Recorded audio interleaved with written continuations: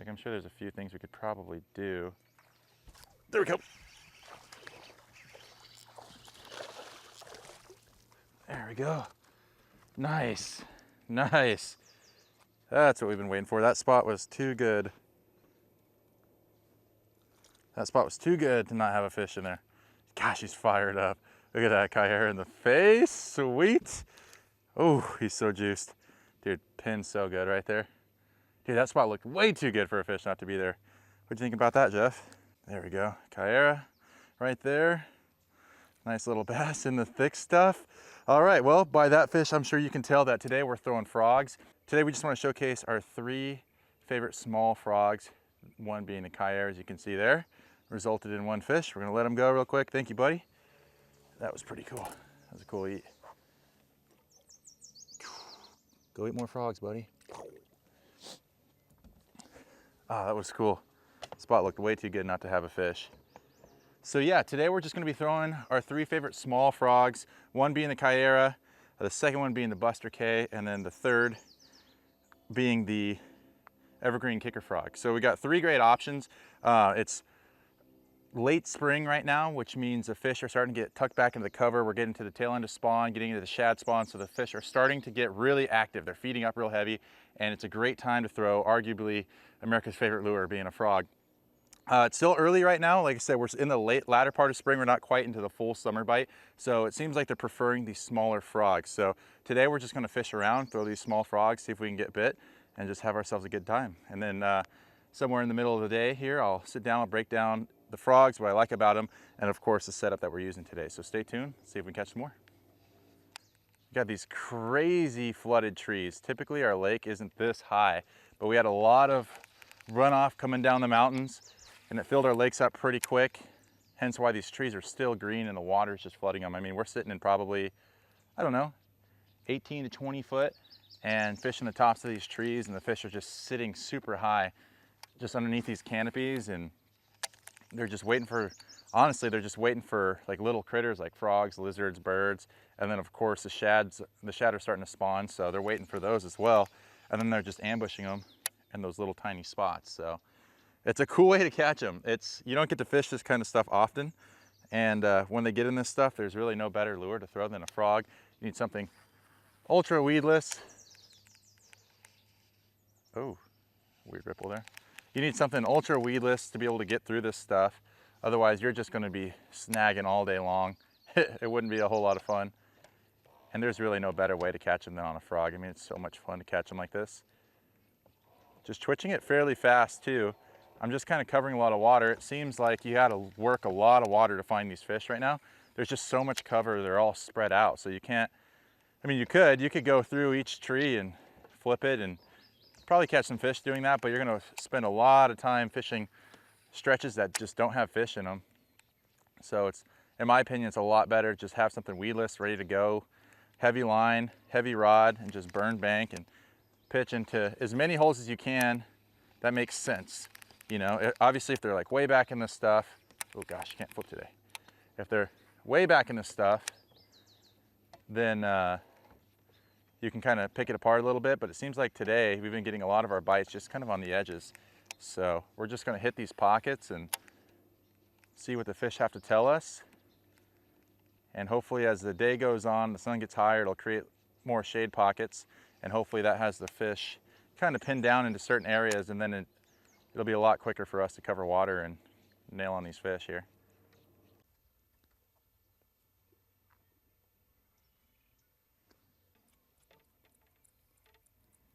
So I switched over here to the kicker frog. Looks like a little mouse. Like I said, the shad are starting to push up super shallow, so I went with a little white frog here. This one just so happens to look like a cool little mouse there. I don't think it matters so much the design on the frog, just more the color of the belly there. So just trying to match the hatch. We've seen some shad kind of pushing up in the trees, so the fish are definitely focusing on those in between probably little frogs and lizards, things like that. Heard a couple bullfrogs on the bank across the lake, so I'm sure they're eating those too, but I'm guessing this time of year shad is going to be their main forage. So we're going to try and imitate it the best we can, and hopefully it tricks a couple here.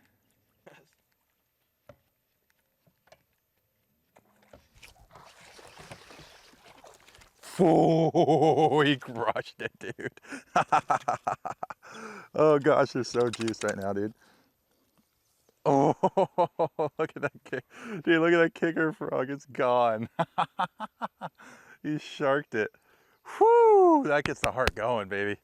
Gosh, he choked that thing. Well, like I said,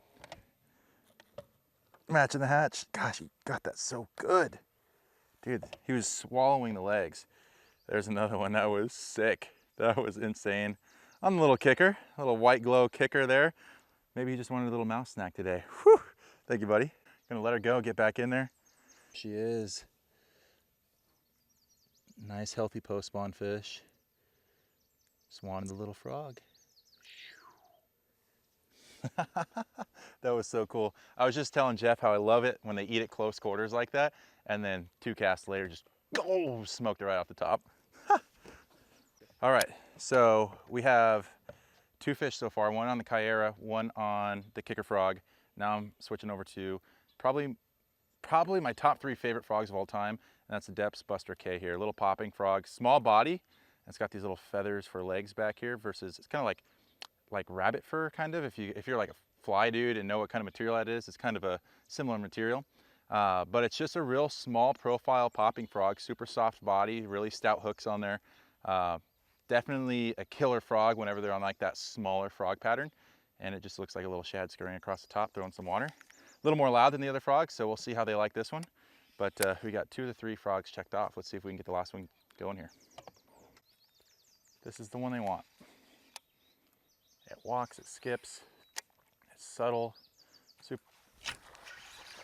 Yep, as I was saying. Smallest one so far, but dude, that was such a mean eat. Buster K doing some magic. Whew. Thank you, buddy. Go for it. Goodbye. All right, that's all 3 frogs there. It definitely seems like they like that solid white color. We threw around the Kaera quite a bit and got a couple blow-ups on it, a couple headwakes, and then eventually got 1 fish, switched over to the kicker frog in that all white color, smoked a fish in the first 3 casts, switched to an all white in the Buster K, and then 4 or 5 casts in, caught that guy there. So seems like they like this all white color, and they're smoking it too. They're eating it so hard right now, it's crazy. Okay folks, so middle of the day here, just wanted to break down what I've been throwing today. I know you guys saw it earlier, but I just wanted to dive into these frogs a little bit. It's hard to find a good small body frog, and when you find them, you got to really hold on to them. The 3 that I picked out today, the Buster K, the kicker frog, and then the Kaera are 3 of the shop favorites. I mean, when you're looking for a smaller frog, you want, of course, performance, right? You want them to be able to twitch right, cast far, and all 3 of these frogs today have that. The one I had the most fun throwing today was the EverGreen kicker frog.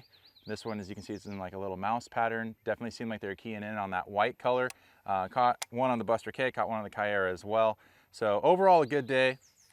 It's a lot of fun throwing these small frogs and these tighter quarters. Like I said, I think a lot of guys try to overpower the frog. I think they throw too heavy of a line, they throw too heavy of a rod or too long of a rod.